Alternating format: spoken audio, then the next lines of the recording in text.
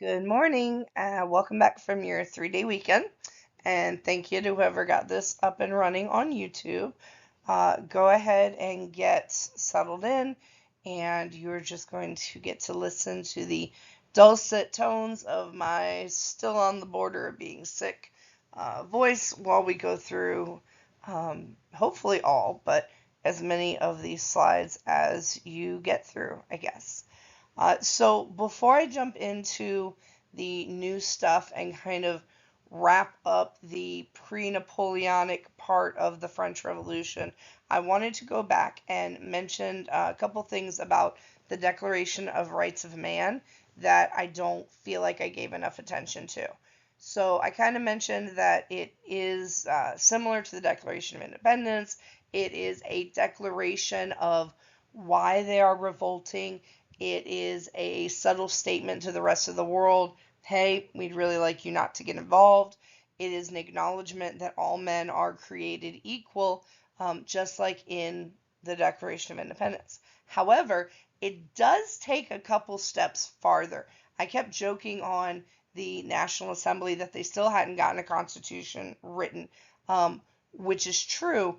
But unlike the American Declaration, they do take the time to stick in a few laws or rights that we didn't find in ours. So, for example, in the Declaration of Rights of Man, people are guaranteed freedom of speech, religion, and due process. So that is huge. That's like that First and Fourth Amendment that the United States has immediately, even before getting an accepted constitution, even before getting the king to agree to this. They're straight up saying, but we will have these guaranteed rights. And freedom of religion is especially significant because remember, France is uber Catholic again, thanks to Louis XIV and the whole Edict de Fontainebleau thing. This Declaration of Rights of Man also said that from that point forward, when it was declared in August of 1789, that the whole first and second estate being exempt from taxes thing is gone. From this moment forward, taxes are to be paid based on ability to pay. So if you're rich, you pay more. If you're poor, you pay less. So they are done with that 100% of the tax responsibility thing. And then the last thing the Declaration of Rights of Man does that we'll see again is it introduces the kind of battle cry of the French Revolution, which is liberty, equality, and fraternity, or libertad, equalidad, fraternidad. We'll see in French, you know how it goes. But we're going to see that kind of cried a lot throughout the rest of it. Liberty, equality, and fraternity. All right, so good place to start. I can already feel that I'm talking really fast. I'm going to try to slow down, but I ain't re-recording this one. Sorry. So the other thing that I wanted to go back and mention is that before the flight to Valence, before the king did try to escape, the National Assembly did actually issue a constitution.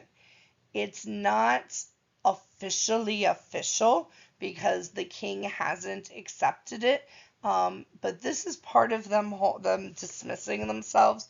They did issue this constitution that basically said France is going to be a constitutional monarch. Remember, they don't want to get rid of him yet.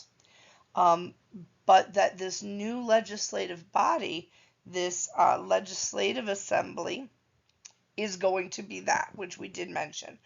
They are going to collect taxes. They are going to pass laws. They are going to decide on issues like war. So this is why Louis is so put out that he makes that decision to try to run away and regroup and come back. The Constitution also divided France into 83 departments led by local assemblies. 83 feels like a lot, especially considering the size of France compared to like the size of continental USA, in which we've divided it into 48 assemblies, if you will, with the states.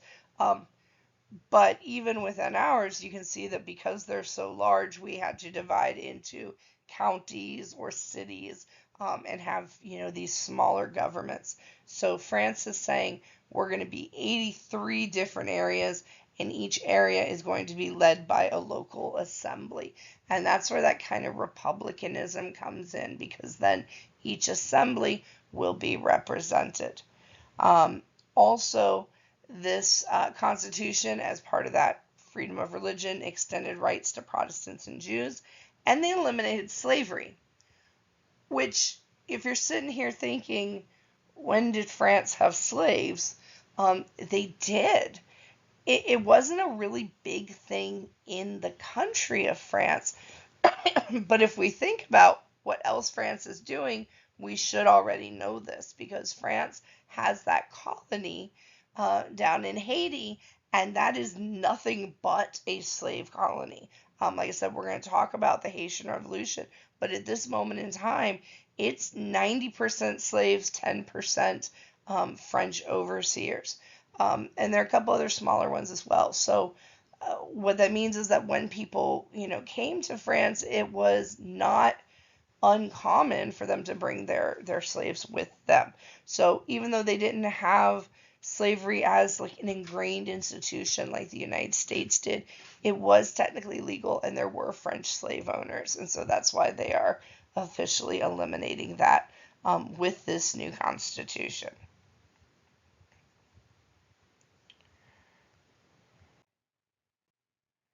So this is what we covered already, this attempted flight, um, and of course that they get caught.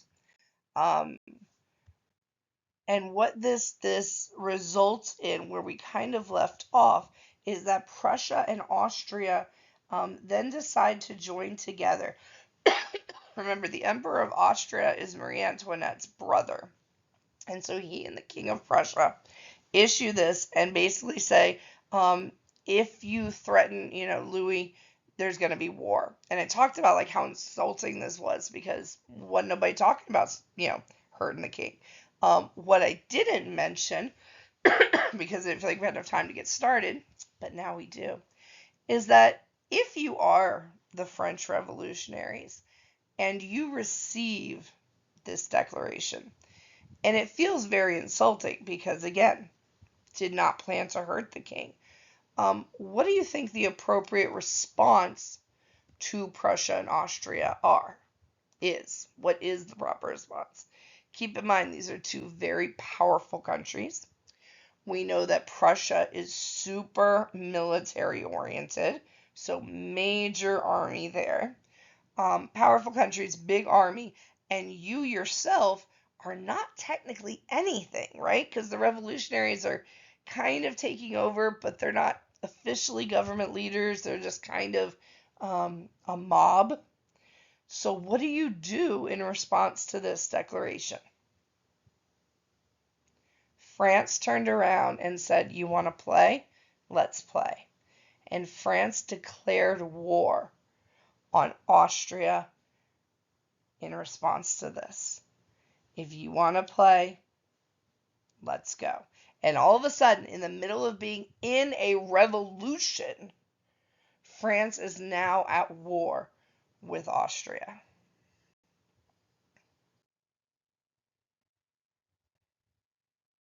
And then this is what we talked about, the Legislative Assembly. Did all this already? Remember the culottes songs? Culottes, culottes. Okay.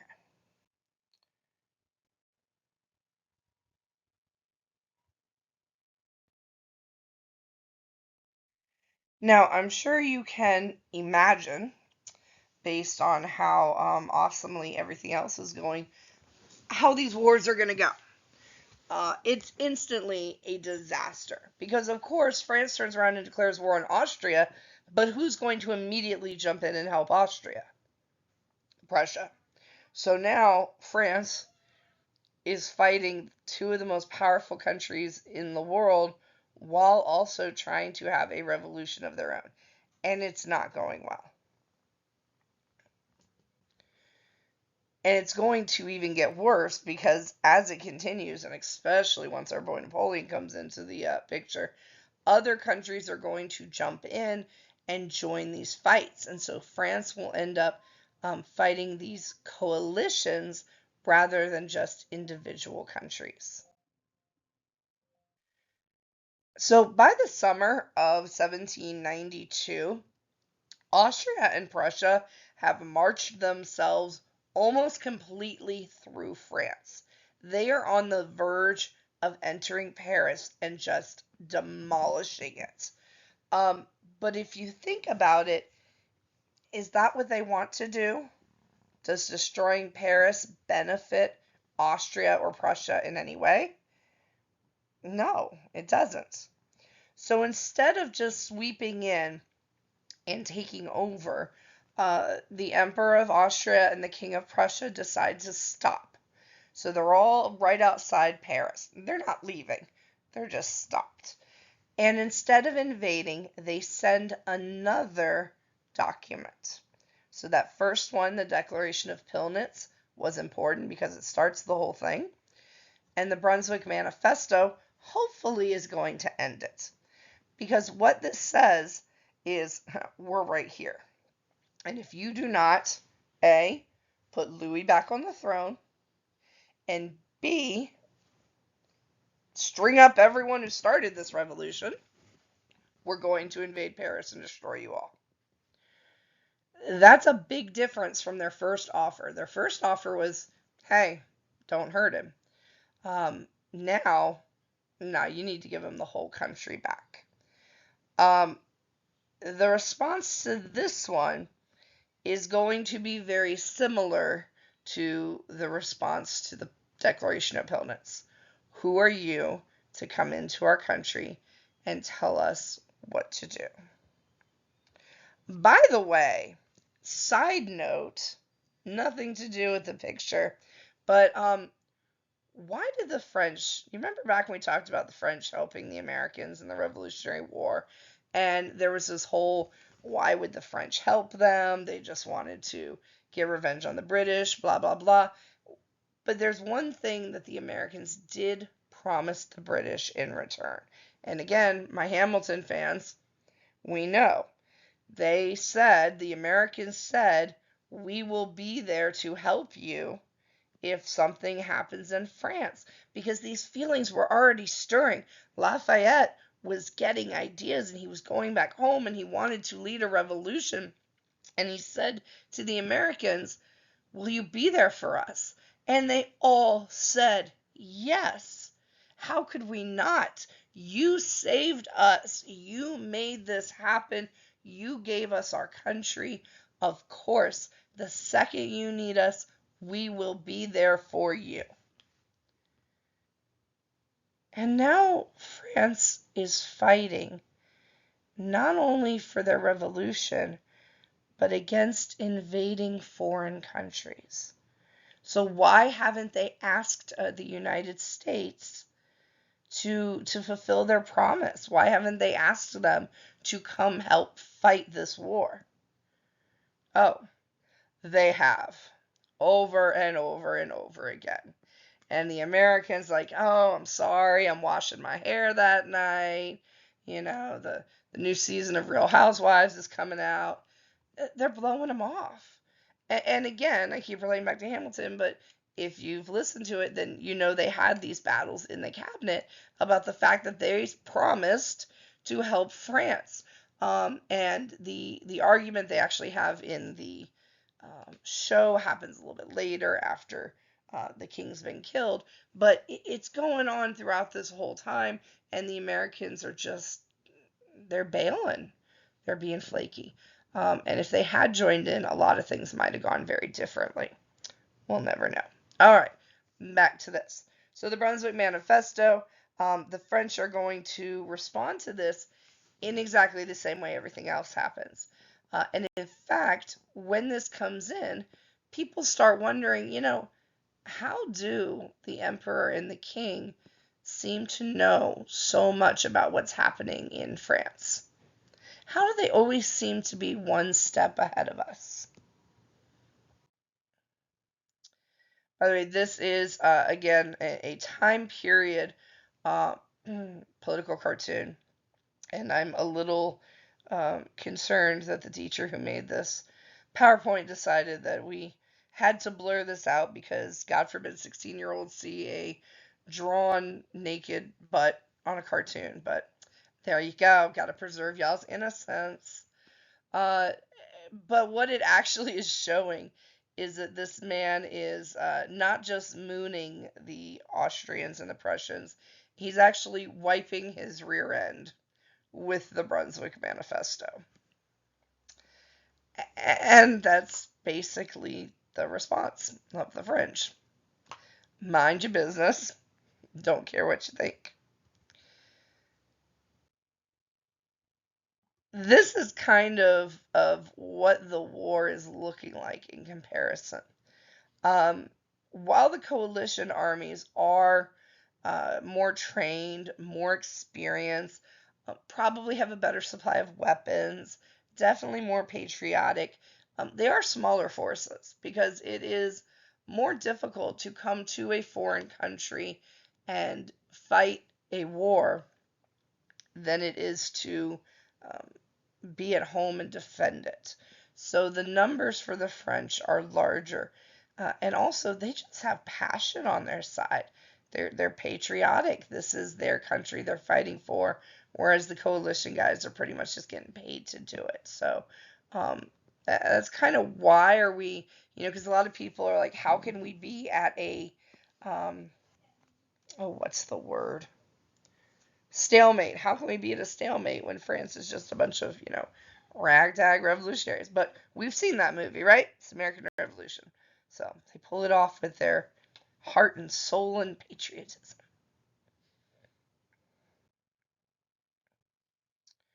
So we got to come back, though, to what I said, though, is that the revolutionaries started to question how do they know what's going on? And so the suspicion arises that the king and queen are still getting messages out to the Austrians and the Prussians.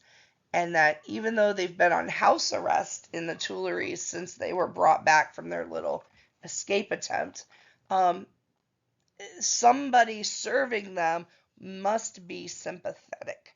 They try to surround them with all people who support the revolutionaries so that they can't do that. But clearly, someone's been helping them slip notes out. So, what do you do if you know that somebody who works there or is a political prisoner or brings the groceries or is his bodyguard? Somebody is helping the king and queen, but you don't know who. But you want to stop it. What do you do? Well, if you're Machiavellian, you just kill them all.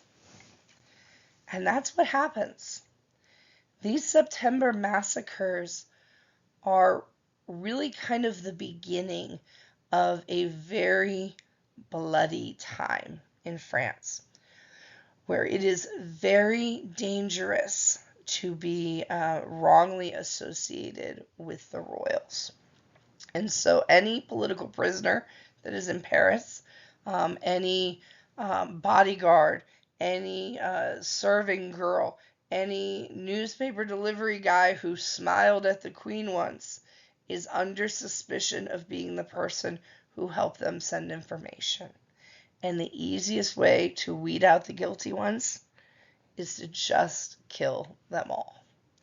So that's what we have with these September massacres. They storm the Tuileries and slaughter his guards. They also storm the prisons. All in all, over 1,000 people are killed just under suspicion that they might be the ones working against the revolution. In the meantime, we have another change. We have a couple things going on. We have the declaration that France is a republic. In order for that to happen, we're going to have another overthrow. Sorry. The Legislative Assembly is overthrown. The reason the Legislative Assembly is overthrown, I don't know what's going to happen if I try to go backwards, but we're going to find out. It won't let me go backwards. That's what we found out. So there, click. Okay. I want you to imagine in the past, last time I was there, and I showed you that slide of the Legislative Assembly and the colors, and we had this very large section of conservatives who wanted a constitutional monarchy, and then we had the large swatch of moderates in the middle, and then we had that small chunk of radicals that we called Jacobins. All right, remember that? And then we talked about the Jacobins being more divided, but basically it was Jacobins who are very anti-king. They were small. Then we had the large moderates. Then most people were for the constitutional monarchy. The problem is after the king tries to escape and then Austria declares, well, we declared war. We're not we. France declared war, but you know what I mean. All of the goodwill towards the king is gone. And the radicals get enough people on their side that they overthrow the National Assembly. And they get rid of anybody who supports the king in any way. Which, honestly, if you do, you're not talking about it right now. So they establish the National Convention, which is still based on universal suffrage, but this time when we do the elections, it's going to be all radicals who get elected. And at the very first meeting in September 1792, they proclaim the French Republic. Republic meaning representative government. A republic does not have a king. And so in our new republic, it's not a divide in the government between the monarchists and the anti-monarchists anymore. Everybody's anti-monarchist. It's just, how anti are you? There's our Louis. He has been deposed. And everybody takes great joy in calling him Citizen Louis Capet. Remember, all these people technically have last names, but, they kind of get them ditched when they become kings. So now he's just Louis Capet. So look at our national convention. We're still divided in three, but every single monarchist is gone. There's nobody who is trying to keep a constitutional monarchy. The king's gone. Everyone's a Jacobin. But on one end, we have the Girondins. They were our less radical. Girondins wanted decentralization of power. They wanted, instead of one strong leader for each province to essentially govern themselves, and then send representatives to decide on things. They also believed that voting rights should be based on property ownership. That's going to be a sticking point.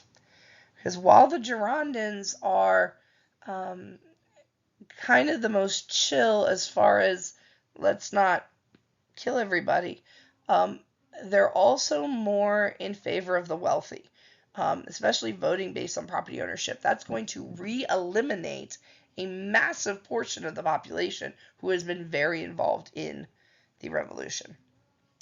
The Montagnards on the other side, or the Mountain, they want a strong central government. They want somebody who's really going to take charge and has the power to control the economy.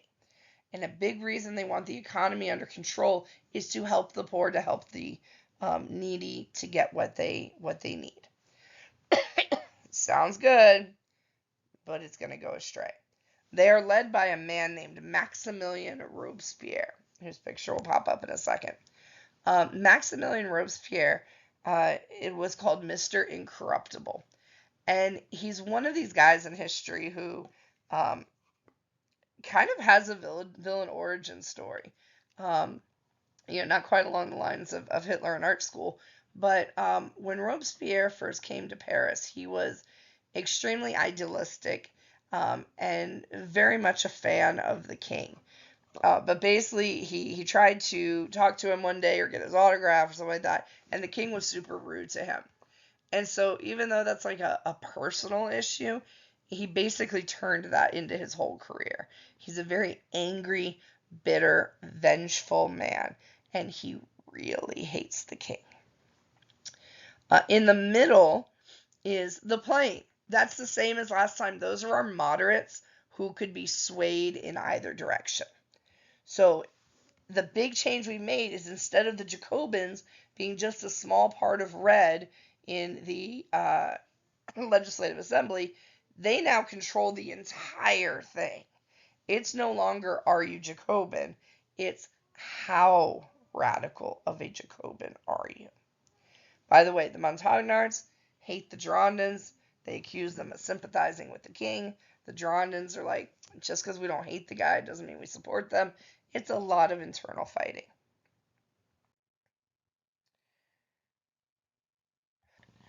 Regardless of how much you hate the king, the one thing that all of the Jacobins in the National Convention agree on is that he ain't the king no more. He is deposed, and then he's actually put on trial for treason, which is kind of a sham trial. Everyone knows what the result's going to be, right? They're going to talk about how he and his wife wasted money, dragged them into unnecessary wars, tried to run away rather than help fix the country. They're mad, and he is going to be found guilty. The big argument in the National Convention is, what do we do with him after he's been found guilty? The Girondists want to imprison the royal family and then exile them after the war is over. We have seen that happen, right? After Charles I, well, okay, he wasn't exiled, but they exiled his family. They exiled James II. Just send him somewhere else. It should be no surprise that the mountains want to execute him. So this trial is not really about whether or not the man is quote unquote guilty. It's more a trial of who is going to win the sentencing. And whoever wins the sentencing is really going to control the republic moving forward. So there we go. The mountain want to execute. The Girondins do not want to execute. If you're still struggling with how I was describing that breakdown, this might be a good screen to snap a picture of.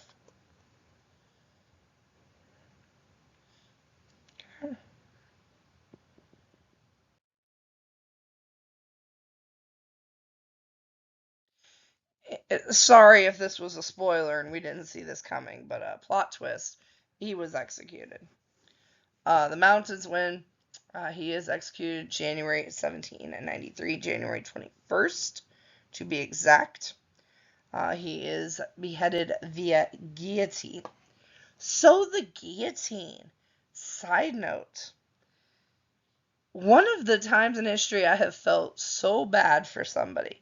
The man who invented this, whose last name was Guillotine, invented it to cut people's heads off. I mean, that was factual. But he did so because he felt like the death penalty was torturous and cruel, and chopping with the dull axes just drew out people's misery. And so he invented the guillotine as a way to show what kindness they could, right? It's really sharp, it's done. And then it got used to just kill everybody in France. I always feel like this guy must have been sitting here like, I did not mean for all that to happen. But it did. So there is the super famous, beautiful painting of Louis being executed. You can see the super realistic. I swear, this looks like a little kid drew it. You got the lines of red like coming out his neck. but it is a very famous painting. So Louis XVI is executed.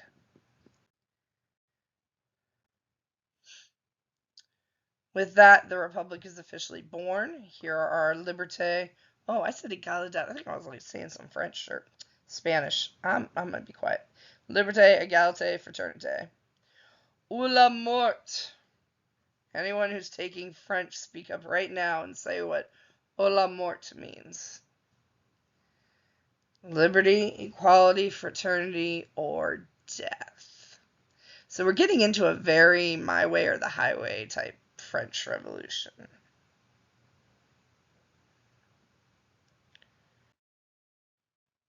Okay, we did that. I talked about that. Okay, it's a very long thing about liberty or death. Just in case you were still confused by what or death meant. All right. So, what? They didn't even give her a slide? Marie Antoinette was executed too. Marie Antoinette was executed that same year. She did not qualify for a painting. Like, literally, nobody painted her being executed, which is kind of crazy to me. By the time she was brought out, she had gone from being a very beautiful woman to, well, let me put well taken care of. I'm not judging her appearance, but she was always very well put together with her dresses and her makeup and her hair. By the time she came out, she looked far older than her years. The last couple of years, or the last year or so of imprisonment had not been the bougie house arrest that it had been before. So things were rough. She was very sweet as she was being taken to be executed. On her way, her last words to anybody were her actually apologizing to the executioner for accidentally stepping on his foot as she was trying to get settled in. And it led one of the lasting debates in history. Did Marie Antoinette deserve to be executed?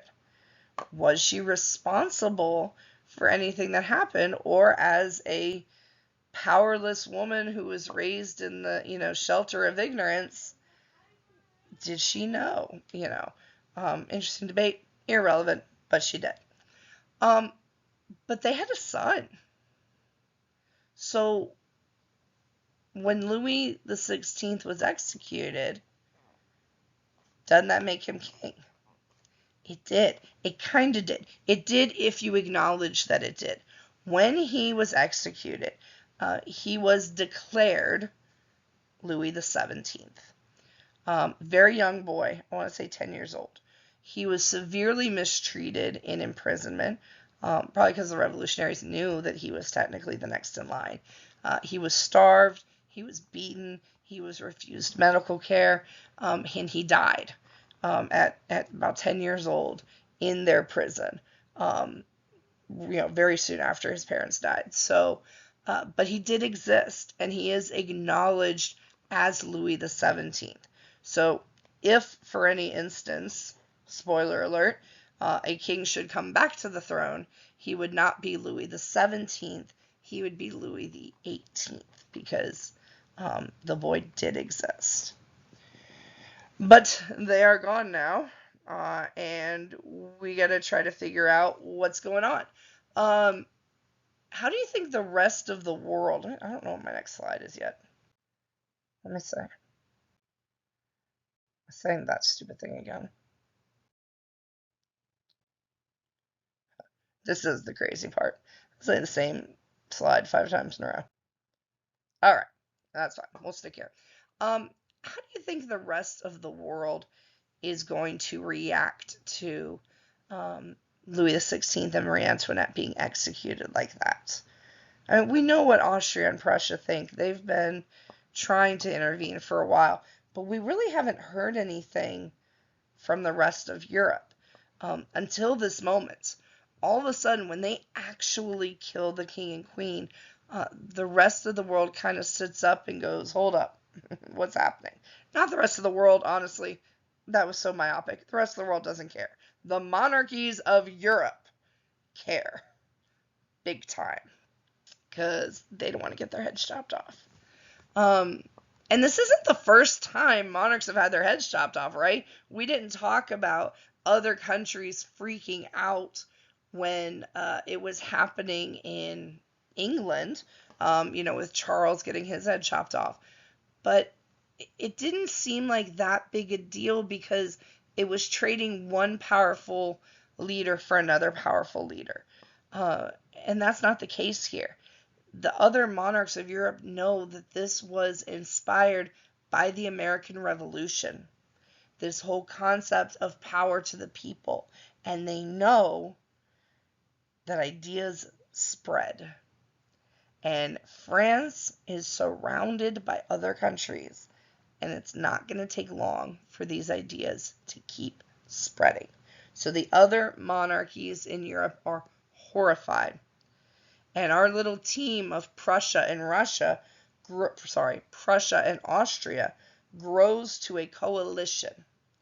The first coalition is England, Spain, the Netherlands, Austria, and Prussia. I'm never going to quiz you on who was in each coalition because that feels mean. But I want you to pay attention to the guys that we see always there. For example, Austria and Prussia. And England's going to pop up a lot. But this is our very first coalition that unites to try to stop the spread of these revolutionary ideas. They really don't care what happens to France. France can fall into a ditch for all they care. They just don't want the ideas to spread. So now that we are fully in this time period that is known as the Reign of Terror, we got to look at who's in charge because we just killed a king. And so what happens is these Jacobin clubs, the Montagnards, the Mountain, and the Girondins, are leading that legislative assembly. But that's not going to work. So what's going to happen? We did that. There we go. What's going to happen is our buddy Maximilian Robespierre. This is him in the upper corner with that slammin' striped orange suit, by the way. He is going to form his own new legislative body called the Committee of Public Safety. So just to make sure we are caught up, we have gone from Estates General to National Assembly to Legislative Assembly to National Convention, and now we are in the Committee of Public Safety. Technically, this is going to coexist along with the National Convention because National Convention is legislative and this is executive. But that's a really big technically because these guys are in charge. Robespierre declares the need for this executive body for two reasons. We need to defend ourselves from enemies outside of the country, meaning all these countries who are trying to fight against us. And we need to defend ourselves from enemies within the country. Anybody in this country who is not with us is against us. And I mean with us, sell your mama because I asked you to, with us. And if they're not with us and therefore against us, they need to die. A lot of times when we refer to time periods by names, like the Renaissance, the medieval period, the Dark Ages, those are names that history has put upon that time period for ease of study and explanation, right? Nobody was walking around in 1625 talking about being part of the 100 Years' War. Sorry. Ooh, they wouldn't have anyway. Strike that. Nobody was walking around in 1625 talking about being part of the 30 Years' War because they had no idea it was going to last 30 years. This is not the same. This time period is called the Reign of Terror because this stylish man stood up and said, this country needs a reign of terror, and I'm going to be the one to give it to them. Villain origin story. He was not playing.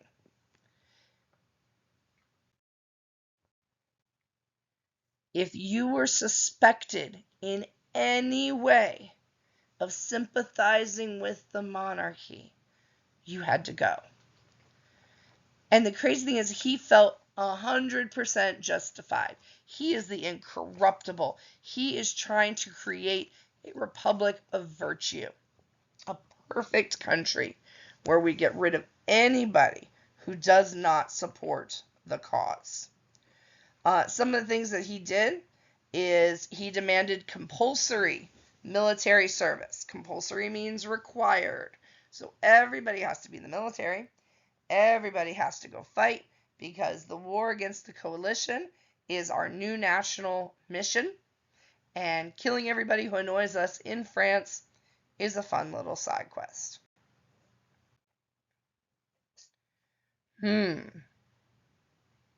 Yeah, exactly. A period of extreme terror. I don't know why I talk before I click, because then when I do click first, it ends up being wrong. I really should pay more attention to my slides.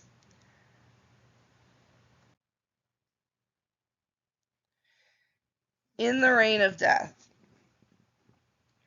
far more than 15,000 people are executed. Just for in perspective, over 15,000 are executed by the guillotine alone. It's called the National Razor. It says whole equality in death. Doesn't matter if you're poor or rich, everyone's head's going to roll the same way.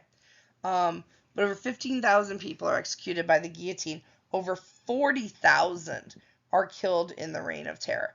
40,000 people executed out of suspicion. Very rarely was it fact. Suspicion that they were King sympathizers. And we see this happen in history a lot, right?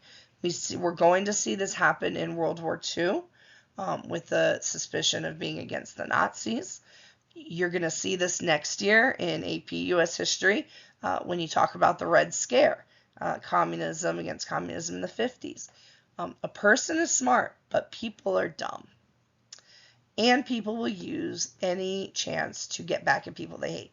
So it was very easy to deal with annoying neighbors in this time period, because all you had to do was say something like, "Oh, Emma, psh, I saw her smile at the Queen once and say that her dress was pretty. Sorry, Emma, you're gone." And it wasn't just the guillotine, the way they got rid of people. Firing squads, very common. It was also a fun pastime to load up a bunch of people onto a boat, set it adrift into the middle of a lake. They had some really big lakes. And then just kind of shoot flaming arrows at the boat until it caught fire, and you can enjoy the screams of the people as they either burned or drowned trying to get back, because they're going to shoot anyone who tries to swim back. So, yeah, Reign of Terror, making France the perfect country. I don't know what the relevance of this is, and I don't care. So, who are enemies of the people? Well, definitely anyone who is conservative. Anyone who ever served the king, like the king, yada yada. The problem is, if you are the mountain and you get rid of all the monarchs and the conservatives who are obvious king supporters, then who do you turn on? Because you still feel the need to weed out the bad. So they're gone. On top of the people who are supporting the king, the third estate, who are supporting the king coming back, we have this whole group of people called emigres. If you were a member of the second estate and you were smart enough to read the writing on the wall, you got out of France. You got out of France. You took as much money as you could, and as much of your art and your jewelry and your mistresses and all that, and you hit the road because you saw things were getting bad. Those were the smart French nobility. So part of Robespierre's plan to fix France is to go on hunting trips, not always personally, but to try to hunt down these emigres and get rid of them. Or if they ask if they can come back to France, be like, "Oh, sure," and then get rid of them. It was common at certain points during the Reign of Terror to have literally a line of people standing in line, like you're at Disney World trying to get on that new Tron coaster, standing in line to get your head chopped off. Just waiting your turn like a good little noble. So 9 emigres are executed by Geeky in 1793. That means they got 9 nobles dumb enough to come back and then get executed. Oh, she is. Okay.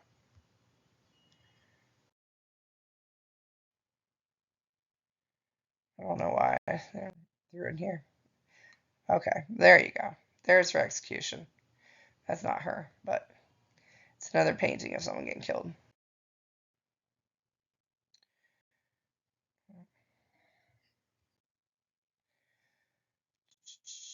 So Edmund Burke, I should have gone back. Edmund Burke, we've talked about him. You see him a lot in secondary source readings in your tests and things like that, if you've ever paid attention. Um, because he was a British MP, meaning a member of Parliament, who wrote a lot of historical books about past times. He wrote a lot about the Renaissance, but he also wrote a lot about this time period, and just good stuff. So we tend to use a lot.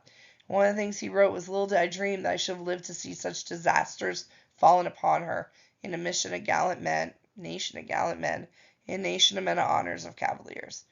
I thought 10,000 swords must have leapt from their scabbards to avenge even a look that threatened her with insult." Her is France, not her being Marie Antoinette, but just shows just the shock of all this going around the world. I'm trying to find what else the committee did. Age of chivalry's gone, blah, blah, blah. He's sad. He's rich. He's noble. He's scared. Again, there we go. Died at age 10. Uncrowned, but still we refer to him as the 17th.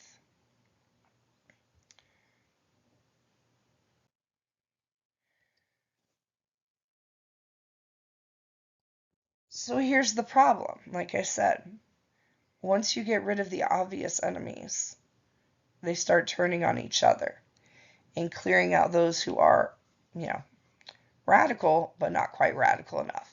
And all of a sudden, even though they're also Jacobins, the Girondins become um, the next in line to be executed. So Robespierre, what's crazy is that this Committee of Public Safety is nuts. They're nuts by killing 40,000 people and burning boats, and like I said, the amount of people that are killed. What's crazy, by the way, of the 40,000 people who were killed, 8% were nobles. 8, not 80. 8% were nobles. 6% were clergy. 14% were bourgeoisie, which was technically third estate, but at least the rich ones.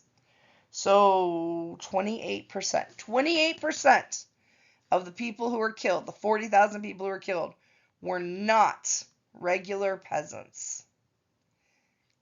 That's kind of crazy to think about. 72% of the people he executed were regular third estate, starving, 100% tax paying, trying to create a better France for the future peasants. But if you step out of line, if you say something he doesn't agree with, you die. That's bad. But they actually did a lot of stuff that really helped France too. I guess we're going to read this. Virtuous people spill. It is this virtuous people that spills all its blood to found the republic. That's supposedly. So he's basically giving this whole, how lucky are you to spill your blood for the future of France? Blah, blah. I'm talking about you, so some of the cool things that Robespierre did do. Unfortunately, it is the end of our very short-lived concept of liberalism, because he is not going to let the people have the power. He wants the power. He has used this whole revolution to get himself in charge and create this illusion of equality while taking over. There's a famous line from a book called Animal Farm, which I'm sure you will read at some point in your life. And it's about the Russian Revolution, but One of the things say everybody's equal, but some of us are more equal than others. And that was kind of Robespierre's take on the whole thing. Here we go. Here's some stuff I want. Some of the things he did made great sense. For example, the Committee of Public Safety created price and wage controls. For the first time in France, they had minimum wage. For the first time in France, the shopkeepers couldn't charge whatever they wanted with no regard for whether or not people could afford to eat. They instituted food rationing, making sure that everybody got a certain amount of food every day. They instituted the metric system, which is good. I know, we're sitting here in 2024, 2 countries in the world that don't use the metric system. We're one of them. But it was a smart move for France to make to get on the metric system. But then they also took away freedom of speech and had extremely tight censorship on all written material. Which, who's going around writing insulting things anyway? Because if you get caught, you get your head chopped off. One of the most interesting changes that the Committee of Public Safety made is that they banned white bread. White bread is illegal. Very Cromwellian, right? The reason white bread was illegal was because rich people ate white bread. Poor people couldn't afford white bread. So it's not fair that you get white bread and poor people can't. So, wheat bread, rye bread, grain bread, that is the bread of equality. And that is what everybody will eat.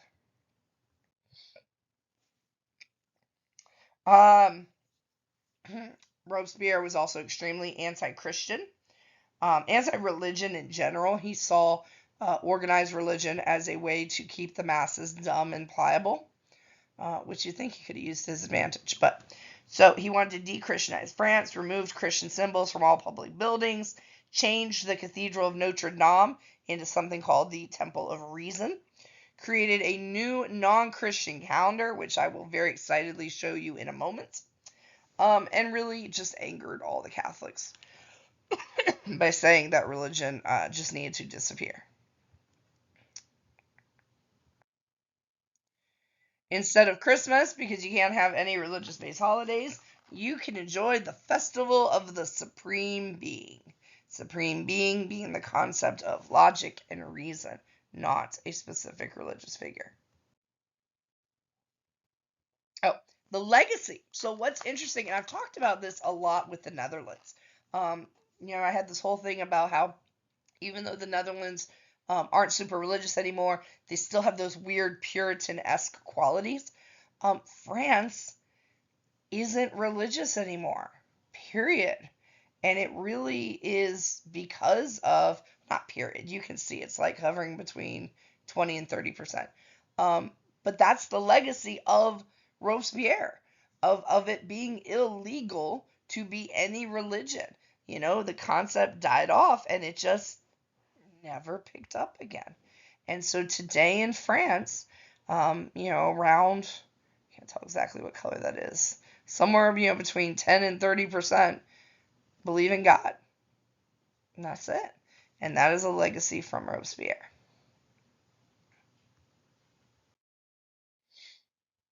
All right, on those who do not believe in any spirit, God, or life force.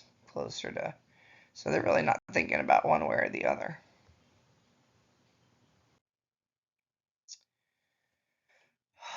Jean-Paul Marat.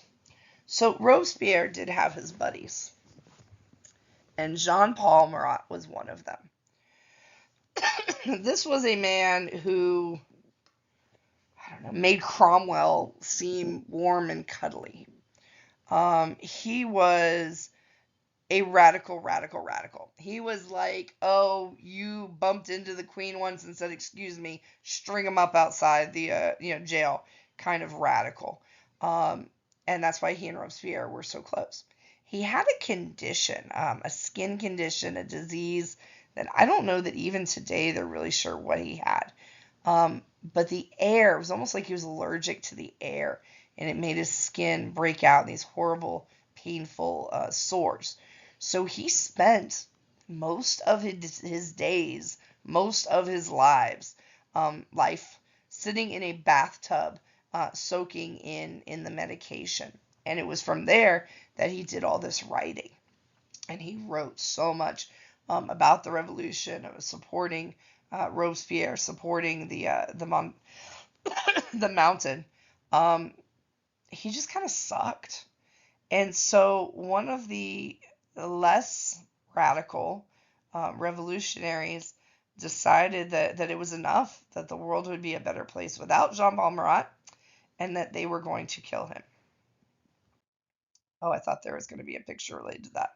There was not. And I can't go back. Please reimagine the man in the bathtub. A woman named Charlotte Corday, a young woman, snuck into his bathing area and slit his throat. She was instantly arrested. She barely tried to escape. And so one side of the revolution held Marat up as a saint of the revolution, and the others held Corday up as a martyr for the cause to try to stop them. This dot has to do more with the changes that Robespierre made. Decimal time. So they're changing up how they tell time, changing up the calendar, and changing up everything. So they literally created a new clock. You know how in the metric system everything is based on tens, right? You have like millimeters, centimeters, meters. I don't know. He decided, well, why doesn't time work the same way? So he literally threw away the 24-hour clock. And instead, he created a new day that said there are 10 hours in a day, 100 minutes in an hour, and 100 seconds in a minute. And that's the clock. 10 hours, 100 minutes, 100 seconds. So it kind of brings into time, like, how much time is a second? Because that doesn't add up, but he still needed it to work within the normal 24-hour, day, because that's how long the Earth takes to do its little spinny spin. So, like, the literal definition of how long a second had to change in order to accommodate this. They also changed the calendar, decided to take it away from its normal. The reason he hated the regular calendar is because the months are named after gods and goddesses or people. We've got uh, January and March for Mars, and um, you know, I guess some of them are just numbers, October, November. We got July for Julius Caesar. We got August. He just didn't like it. So he decided that the new calendar, and check out these dates. They're going to use this calendar from 1793 to 1805. So that's what, 12 years. But for 12 years, you got to learn a whole new calendar. And the whole point is to eliminate the influence of the old, and we're going to increase productivity because not only is there 10 hours a day, there's also a 10-day work week. Let me repeat that. That is a 10-day work week before you get a day off. The new months are going to be named for nature and natural occurrences. And 1792, the year of the revolution, is year one. I don't know what year you were born in. If you were born prior to year one, they did a -5 or something, but that was year one. So these are our months. Primity, duality, trinity. No, these are the days of the week. Sorry, these are the days of the week. And then you have the month at top. So our days of the week are primity, duality, trinity, quartity, quintity, sextity, septity, octity, nonity, and decady. And see, it's always the same. You don't have shifting. So, like, if you were born on the 17th, that's septity no matter what month it is, because you have 30 days in the month, 3 days per week. So go ahead and check out what day of the week you were born on before we break out the months. So that we did bring in the metric system, which, okay, that one makes sense. We'll give him that. Yeah, there we are. Oh, there's three of us. There's Liberia, which is very similar to the United States because hopefully you know Liberia was settled by former U.S. slaves. And then there is Myanmar, which is actually currently led by a dictator who overthrew Burma and isn't really considered a valid country by a lot of people. So, keeping good company with Myanmar. Oh, they didn't show the months? When I come back, I'm going to pull up the months of the calendar because they are fun. And I don't know what happened to my slide with the months. Um, but such is life. That's my luck recently. All right. So here's where the mountain is really struggling because they got rid of the monarchists and they got rid of the Girondins. And now what? Who is left to go after but themselves? And that's what starts happening. Now the literal mountain Robespierre is looking at his own people and going, are you radical enough? Okay. But are you too radical?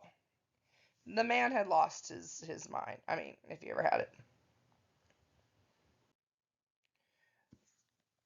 So this is where stuff really starts to fall apart for Robespierre.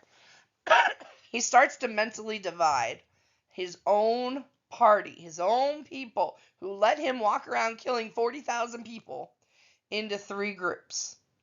The people that he felt were too radical, those who fell on one of his biggest supporters, this guy, Hébert, who was with him through thick and thin, or do they fall under Danton, Georges Danton, who was not radical enough? Well, or are they like him? It's a whole mama bear, papa bear, baby bear situation, right? Robespierre's people are just right. Um, Here's where he made his biggest mistake. I don't want to click to the next slide because it might go to say about him and it might not. So you're gonna have to hear it on this one. Nobody cared when he killed a bear. The guy was a jerk. But George Danton was like a celebrity in France at this time. He was considered a man of the people. He was not one of the ones going around killing everybody. He was extremely charismatic. He made the people feel at ease and they loved him. And when Robespierre executed Danton, a beloved hero of the people, for not being quote unquote good enough, the people of France lost it. They were done. They were over Robespierre and his nonsense. Didn't matter about the 39,999 people he killed before. This was the one that was a death too far. Okay, well, there we go. They were guillotined. No one cared. This was the problem. April 1794. And on top of that, the reason he killed them was because Danton had the nerve to be like, maybe we've killed enough people. You know, maybe we've made our point. We can dial it back, start to move on to bigger and better things like, oh, hey, we haven't mentioned this in like 30 slides, but we're still kind of at war with all these other countries. So maybe we should focus on that instead of killing people. Robespierre said, that's cute, and killed him. When people started to turn on Robespierre, he still had his faction, right? His group that supported him, who were walking around saying things like, the monsters, they want to break down the scaffolds, but citizens, never forget, those who want no guillotines are those who should feel that they are worthy of the guillotine. Okay. Those who don't want to kill people should probably be killed themselves.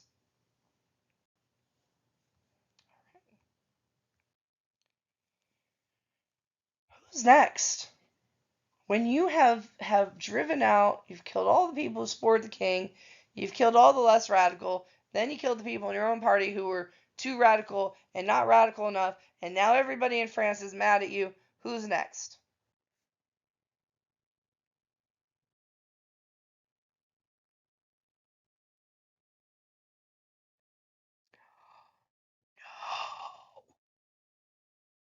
No. I clicked go too fast. Man, okay. I need you to imagine a super cool, like, graphic of an axe coming down and cutting off Robespierre's head, and there being like blood, and then being like killed by his own guillotine. Because it didn't play, and I'm sad, and I can't go back. But the point is, Robespierre becomes the last person executed in the Reign of Terror. That's it. They're like, nope, we're done. String him up, take him down the guillotine, cut his head off, and that's it. We don't want to kill any more people. We want things to calm down. And they do. This is actually what we call the calm period, because everyone needs to kind of woo-saw down from slaughtering people. Don't worry about this Thermidorian reaction. That's what we call the calm period. It's another term for it that you'll never see. The moderates are able to regain control. They issue another new constitution because clearly the last one was not given what we needed to give. So in 1795, we set up a new republic. However, in this new republic, only men who own property can vote and hold office. So we did take a couple steps back. And that is in reaction to this nonsense. This started to be this feeling of, look what happens when you give people who don't know how to handle power too much power. They get corrupted. So maybe this is a lesson that those people should not have power yet, and we need to retain it for those who are already used to being in power. So kind of a 2 steps forward, 1 step back kind of thing. So in this new constitution, wait. See, I talk too much. I should go back and re-record stuff so I don't look stupid, but I'm used to looking stupid in front of y'all, so womp! There we go. I'm so glad we got to enjoy that, even though I look like a moron now because I was ready too soon. At least we get to end on that high note. I apologize to the sub. That's just how it goes. Okay. So where we are is with this new constitution, they create a new executive branch called the Directory. It's only going to be made up of 5 people, and they're lame. They're super lame enough that we really don't care about them. What we do care about them is that they're so weak that when a small rebellion breaks out in Paris, the Directory is going to reach out to a young general, a very impressive young general named Napoleon Bonaparte, to come to Paris and help them crush this rebellion. And that is the foreshadowing that we will leave on. Please remember you have a quiz next class on whatever the notes are assigned for tonight, which should be about Napoleon, and we will move forward from there. Thank you for playing the video. I'm sorry if I spoke too fast or I wasn't understandable, but at least between this and your notes, you will get something out of the end of the French Revolution, and we can progress on Tuesday. Have an awesome couple of days, and I will see y'all later.